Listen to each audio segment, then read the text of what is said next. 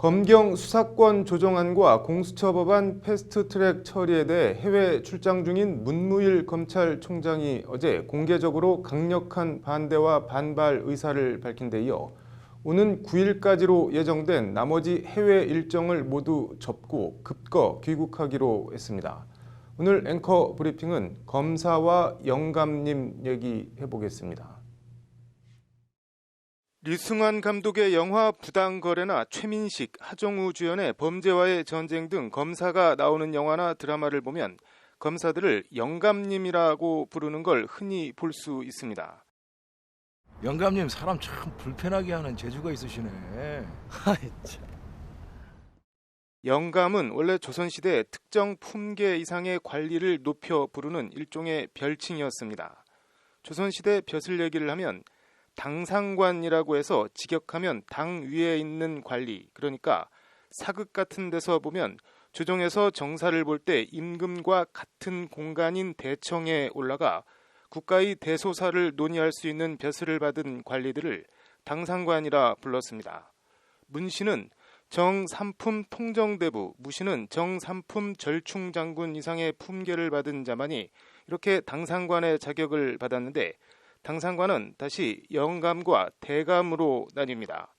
정일품, 영의정, 좌의정, 우의정, 정치를 논의한다는 뜻의 의정과 지금으로 치면 장관에 해당하는 정이품 판서들은 사극에서 많이 본 것처럼 대감이라고 불렸고 종이품과 정삼품 벼슬 당상관들은 영감이라 불렸습니다.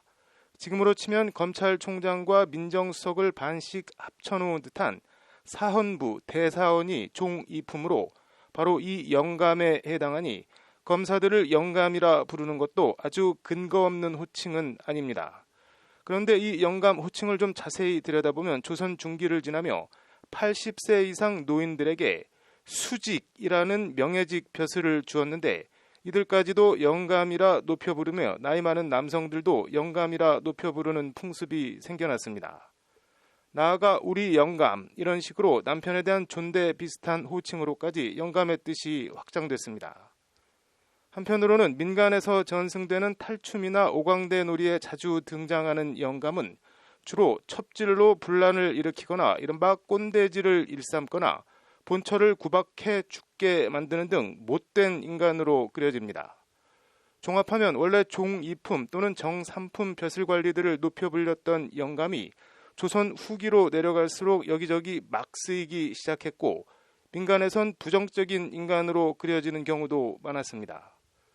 이런 이미지가 일제강점기를 거치며 검사들이 했던 못된 짓, 독립투사들을 탄압하고 벌 주고 했던 한편으론 그 서슬퍼런 무소불위의 권세와 맞물리며 해방 후에도 여전히 검사들을 영감이라고 부르는 관습이 남아 지금까지도 검사들을 영감으로 부르고 있는 겁니다.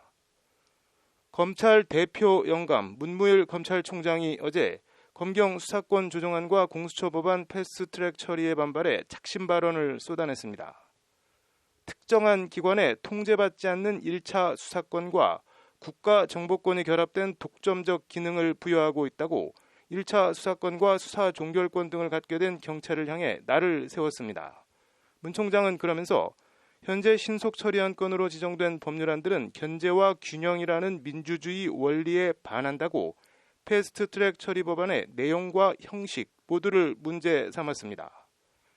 해외에 나가 있는 검찰총장이 국회 법안 처리 문제에 대해 검찰 출입 기자들에게 입장문을 보내 공개 반발한 아주 이례적인 어떻게 보면 사건입니다. 경찰은 각 단계마다 촘촘한 통제 장치가 마련되어 있는데 문 총장이 이런 부분들은 다 생략하고 사실과 다른 주장을 펴고 있다고 즉각 반발했습니다. 공박의 사실관계를 떠나 문무일 총장이 검찰이 간과하고 있는 게 있습니다.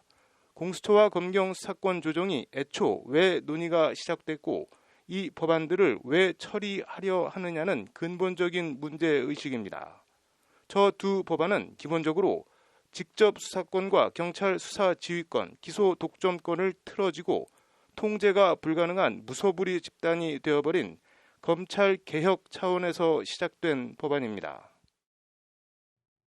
해외 나가 있는 검찰총장의 입장문 한마디에 정치권과 청와대, 도하 모든 언론이 벌집을 쑤신 듯이 호들갑을 떨고 있는 자체가 검찰의 비현실적인 위상을 보여주는 장면이라 생각합니다.